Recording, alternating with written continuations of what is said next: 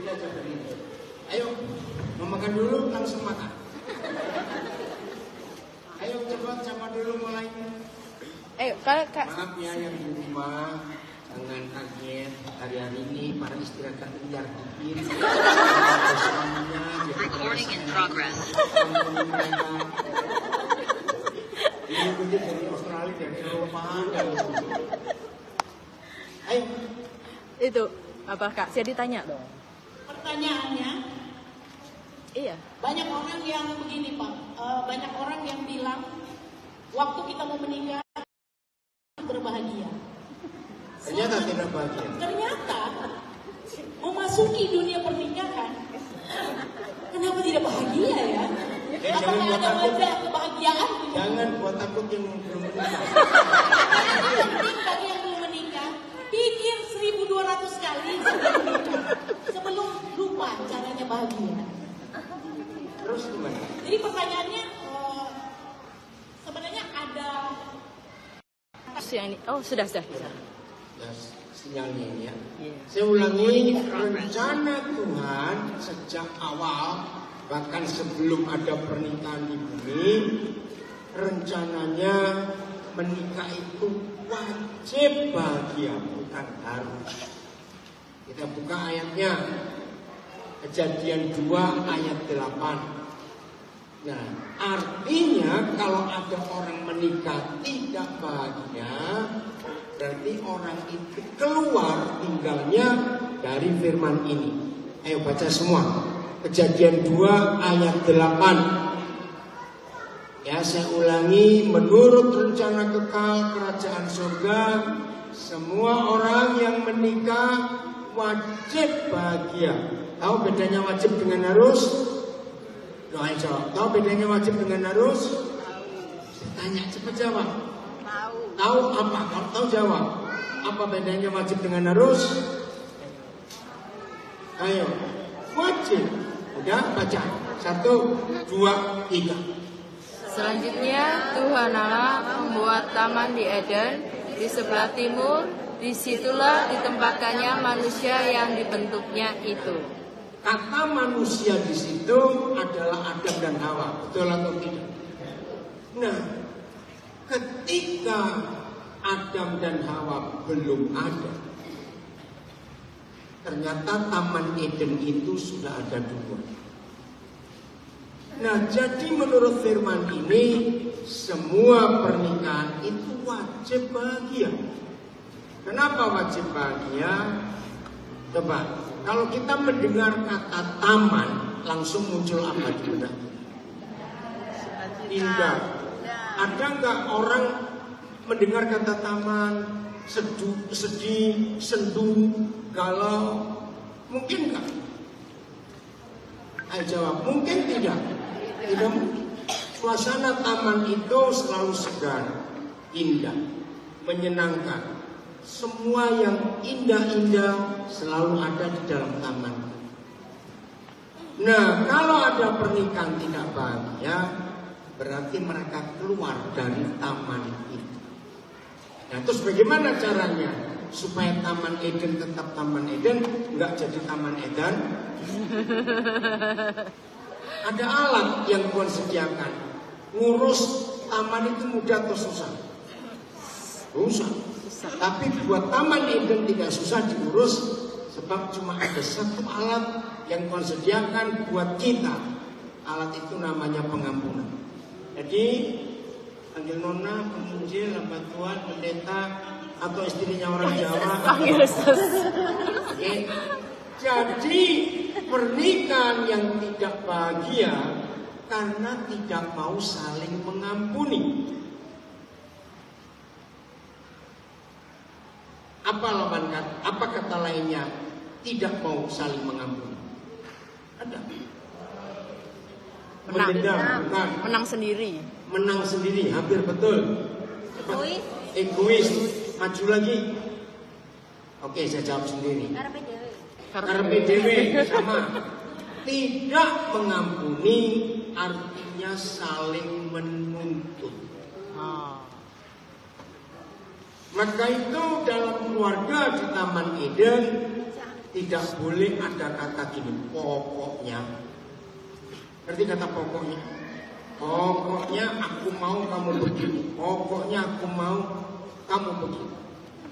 Nah, tuntutan suami kepada istri dan istri kepada suami itu menyebabkan Taman Eden rusak.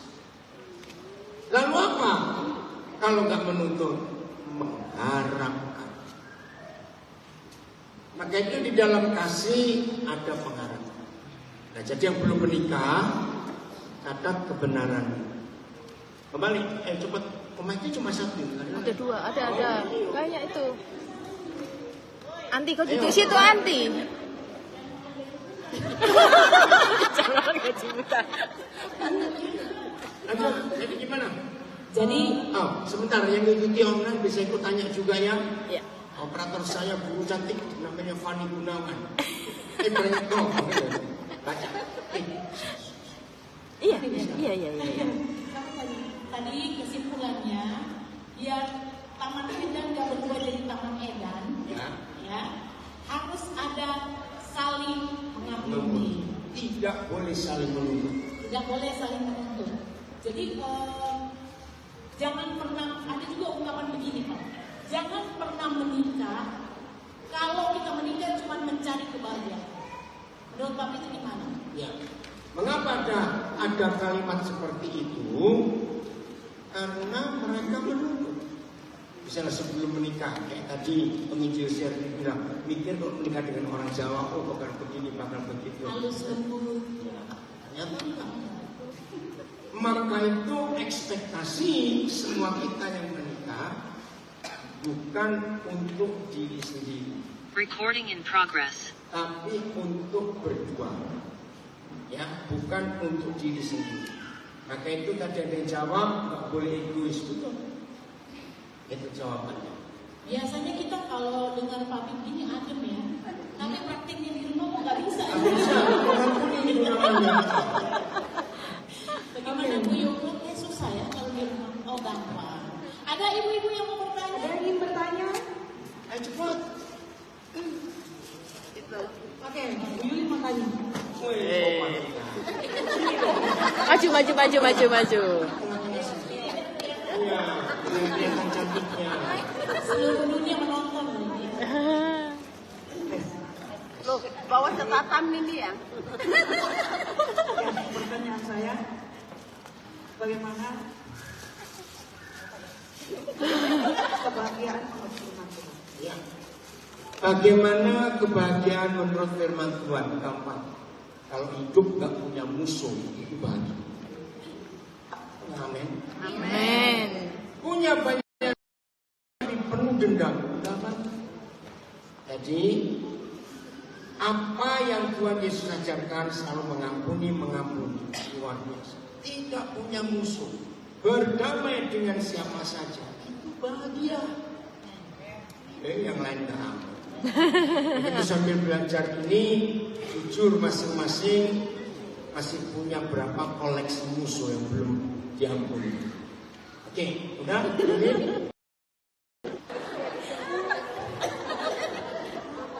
Jadi tadi Pak bilang apa ya Pak? Kita punya uang banyak, kalau ada musuh Nggak bahagia. tidak bahagia, apalagi nggak punya uang. Nggak punya uang, punya musuh, aduh apes ya. Ayo ada lagi selain Bu Yuli? Ada lagi? Ayo. Ibu-ibu terpesona atau gimana ya? Ibu boleh keluarkan pertanyaan yang bikin punya itu. Jadi ada pertanyaan nih Pak Yuli. Saya di sini. Dekat. Katanya kalau mencari kebahagiaan itu bisa pergi ke mana-mana saja, ke Korea, kemana, ke Israel itu bahagia. Nah, menurut kami, bagaimana untuk kita ini bisa mendapatkan yang namanya kebahagiaan? Ya. Hidup dengan apa adanya, tanpa tuntutan, itu pasti bahagia. Maka itu hukum yang Tuhan katakan dan ajarkan, mengucap syukurlah senantiasa. Orang yang tidak bahagia itu pasti tuntutannya terlalu banyak. Orang yang tidak bahagia, dia selalu membanding-bandingkan dengan iparnya, dengan sepupunya, dengan tetangganya, dengan teman-temannya. Renungkan, betul atau tidak? Bahagia itu kalau bisa menerima apa yang ada ini, baik menggunakan waktu dan sebagainya. Saya beri contoh. Pernah nggak ngalami nggak bisa tidur? Ya, kalau saudara sedang tidak bisa tidur, jangan nuntut. Kenapa nggak tidur? Besok aku masih banyak kerjaan. Itu makin stres.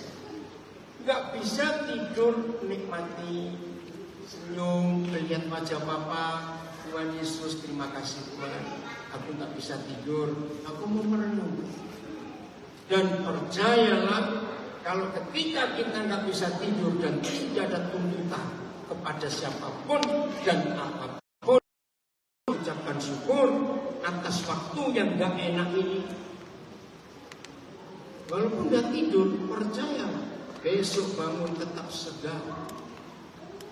Nah, yang belum mengalami alam, saya sering alami ini. Maka itu hukum mengucap syukur itu luar biasa. Nah, karena ini sebagai besar istri, suami, aku bilang, Noel, kamu kemana? Noel, ya. Menjengkelkan. Kenapa suamiku gak mau ngerti aku? Jawabannya, lah dia bukan kamu, so ngerti gimana? Amin. Ngerti? Ya gak usah nutup. Aku ini punya tetangga kok jengkel kan begini. Percaya kalau saudara pindah rumah gak akan ketemu tetangga yang jengkelkan lagi. Ngerti gak ilustrasi ini? Jadi bahagia bukan karena bisa ke Korea, ke Amerika, ke Israel. Hidup tanpa tuntutan. Luar biasa. Menikah 3 tahun. Setiap 2 bulan ganti kalau imitasi. Kapan suamiku berikan aku emas asli? Adanya Mas Udo. Mas Udo. Adanya Mas Udo ya. Ngerti ya? Jadi bahagia itu kalau nggak punya tuntutan apa-apa. Lanjut. Terpesona. Baca yang di grup itu. Tanyanya mirip-mirip yang di grup. Tapi kalau saya mau tanya. Ada lagi yang mau tanya? Oke. Ada yang tanya, ada yang mau tanya. Maju sini. Maju. Kasihan operatornya, goyang-goyang terus. Maju.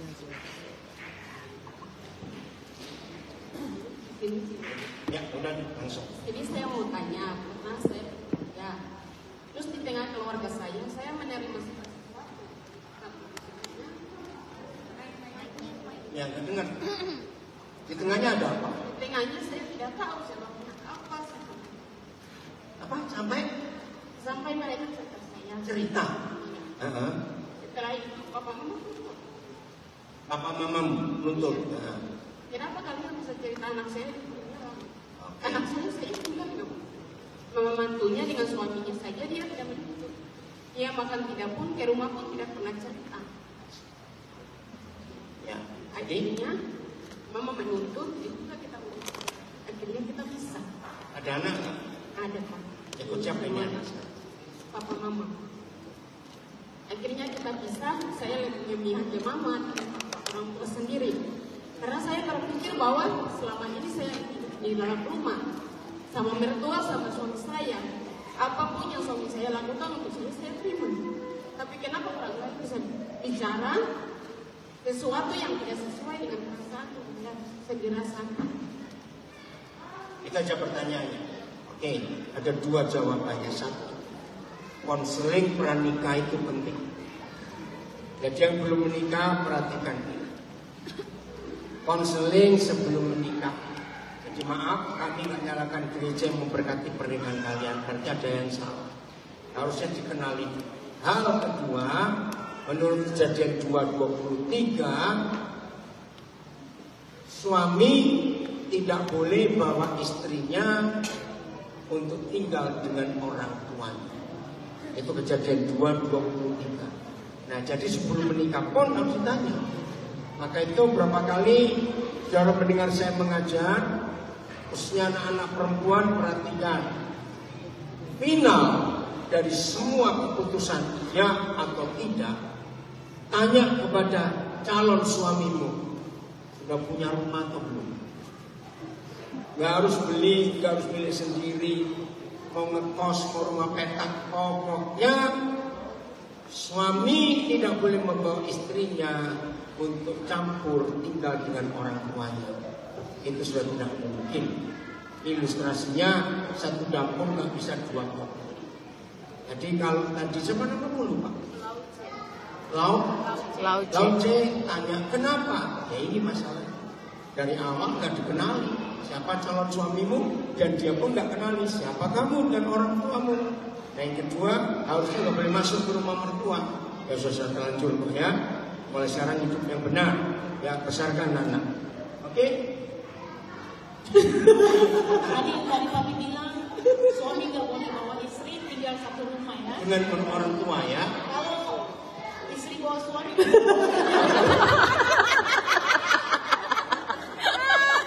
Jauh sekali. Papi, Bu Yudin bertanya, kalau anak cuma satu, masa anak kasih tinggal mama, katanya begitu. Masa depannya Yulin saya. Kan jika ada dapat rumah, usir salah satu. Itu solusinya. Iya. Solusinya. Itu kata tangga saja.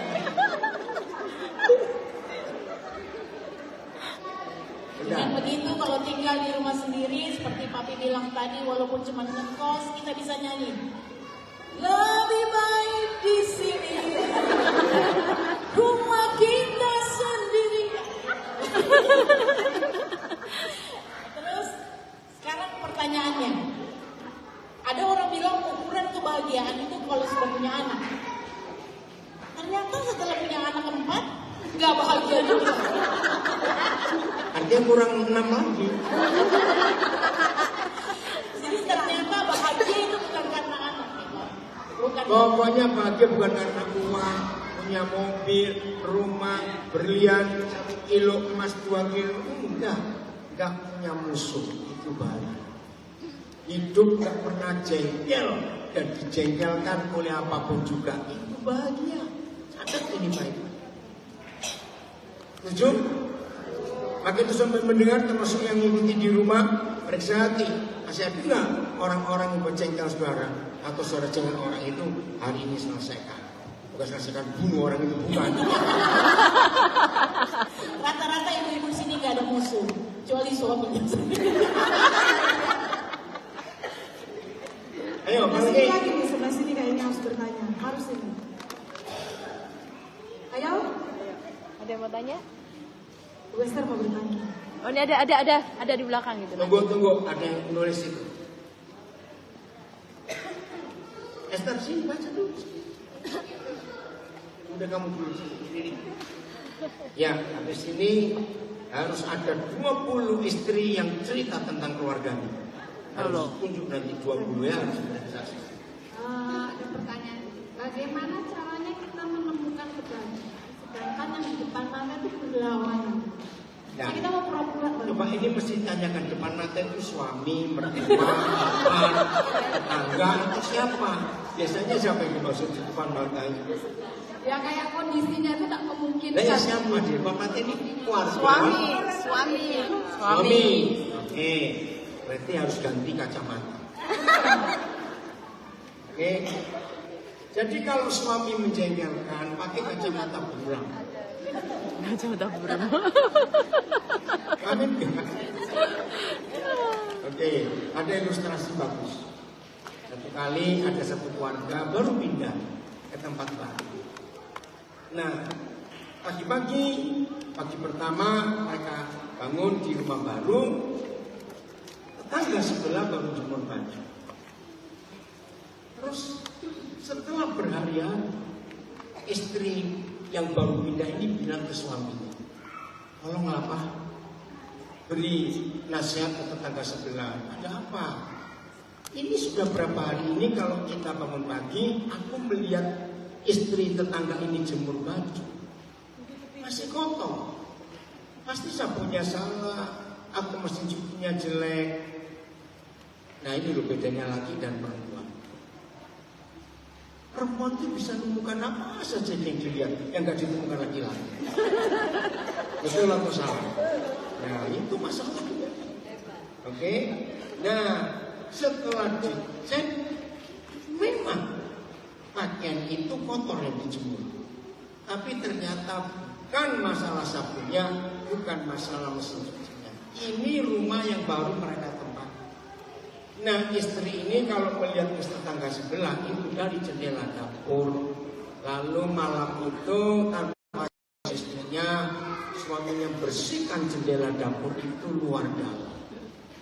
Terus besok pagi seperti biasa istri tetangga jemur baju, terus suaminya tanya, kamu lihat sudah bersih belum? Iya. Papa nyuruh dia pakai sabun apa? Nah, suaminya suka guyon, pegang wajah istri yang salah itu. Kacanya ini, kamu melihat dari kaca yang salah. Jadi yang kotor apanya? Siapa? Kalau kita tahu apapun yang kita kerjakan untuk Tuhan kita, maka semua tuntutan yang duniawi ini hilang semua. Atau terima satu akan yang lain dengan standar. Apa standarnya? Baca standarnya. Sama seperti Tuhan Yesus telah menerima kita. Kalau kita ingat masa lalu kita yang jahat, masa lalu kita yang kotor, yang najis, dan Tuhan bisa menerima kita apa adanya kita waktu itu sampai hari ini, seperti itu kita terima orang lain. Maka itu dosa terbesar bukan mencuri, bukan membunuh. Dosa terbesar menurut 1 Yohanes 1 kalau saudara sadar bahwa aku tidak berdosa. Itu dosa terbesar. Mana ada orang yang bersalah? Nah orang yang merasa dirinya baik, gak pernah cubit orang, gak pernah nagih utang orang, ya gak pernah ngutangi, gak pernah nagihnya. Gak pernah jahatin orang, habis tutup diri terus. Selalu menghina orang. Katrina. Katrina atau Katerina? Katerina, oke. Katrina. Kasih kesempatannya, saya ingin bertanya bagaimana cara dan kita bisa menjaga kebahagiaan itu tetap utuh di tengah badai, di tengah Ya, pertanyaan bagus. Bagaimana cara kita tetap menjaga kebahagiaan yang ada di tengah badai, di tengah situasi apapun juga? Gampang, saudara. Catat 2 hal ini. Selalu mengampuni dan selalu mengucap syukur. Selalu. Kalau kita selalu mengampuni, nggak punya musuh, dan selalu mengucap syukur, bahagia itu luar biasa. Kita wajahnya nggak percaya. Betul nggak? Ada beritahukan kepada banyak orang bahagia itu dan terus menjaga kebahagiaan tetap ada. Nomor 1 apa tadi? Selalu mengampuni, nggak punya musuh. 2, ucap syukur, terima keadaan apapun, terima orang yang gak menyenangkan sekalipun, pasti bahagia. Nah ini semua kan gratis. Dunia mencari kebahagiaan. Lucu gak saya ngomong? Dunia ini ingin mendapat kebahagiaan, bayarnya mahal. Betul? Maka itu idenya keluar negeri, punya berlian, punya mobil baru, sementara itu semu. Oke?